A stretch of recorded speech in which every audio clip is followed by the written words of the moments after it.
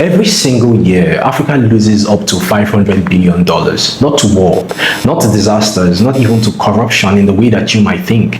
This money doesn't just disappear, it leaves quietly, systematically, legally and illegally. Now, imagine what $500 billion could do. That's enough to transform infrastructure, fund education across the continent, build world-class hospitals, and still have billions left over. So, where is this money going? And more importantly, why is no one stopping it? When we say $500 billion leaves Africa every year, we are talking about a combination of financial leakages, money that should stay within African economies but flows outward instead.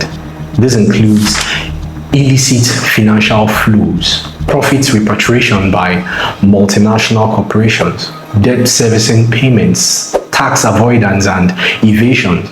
According to reports from institutions like African Union and UNECA, Africa loses tens of billions annually in illicit flows alone. But when you combine all outflows, legally and illegally, the number climbs into the hundreds of billions. In simple terms, Africa is not poor. Africa is losing wealth faster than it can retain it. Illicit financial flows are one of the biggest culprits. They are funds that are illegally earned, transferred, or used. How does this happen? Under invoicing exports, so declaring goods cheaper than they are, over invoicing imports, inflating costs to move money abroad, secret offshore accounts. For example, a company mining gold in an African country might declare it sold for $1 million when it's actually worth $5 million. That missing $4 million, where does it disappear into? An offshore account. Over time, these practices drain billions, money that should fund national development. And because these transactions are often hidden in complex financial systems, they are incredibly hard to trace. Another major factor is profit shifting. Many multinational companies operate across Africa, extracting oil, mining minerals, and selling goods. But here's the catch. They often report their profits in low-tax countries, not where the money is actually made. This is done through transfer pricing manipulation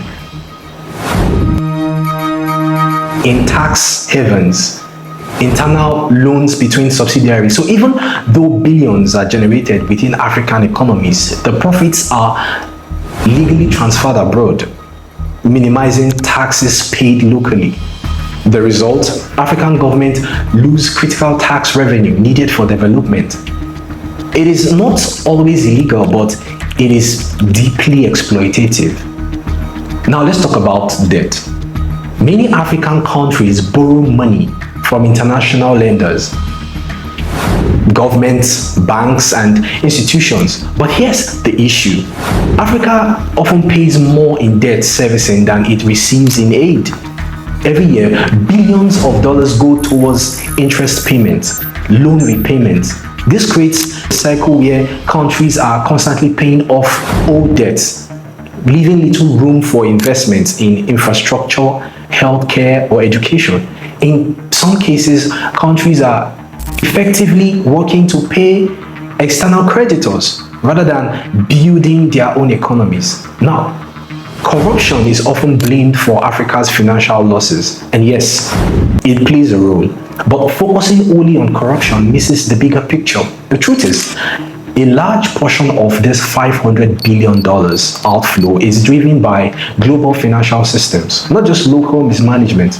We're talking about international banking secrecy, weak global tax regulations, powerful corporations exploiting legal loopholes. So while internal government or internal governance matters, this is also a global problem, one that involves actors from far beyond the continent.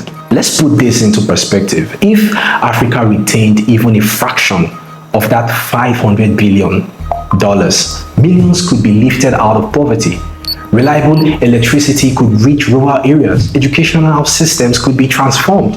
Health care could become accessible and affordable. Many countries face underfunded public services, high unemployment, infrastructure deficits. It is not because the resources aren't there. It's because the wealth is leaving faster than it's being built. So what can be done? Stronger financial regulations between African countries, greater transparency in global banking systems, fairer international tax rules, accountability for multinational corporations, regional corporations across African governments. But beyond policy, there's something even more important: awareness. Because you can't fix what you don't understand. Africa's story is often told as one of lack, but the reality is different. This is a story of wealth loss, extracted and redirected. And until that changes, the question remains not why Africa is poor, but why Africa is being drained. So if this opened your eyes, kindly share this video. Start the conversation, because the first step to stopping the drain is making it impossible to ignore. Peace.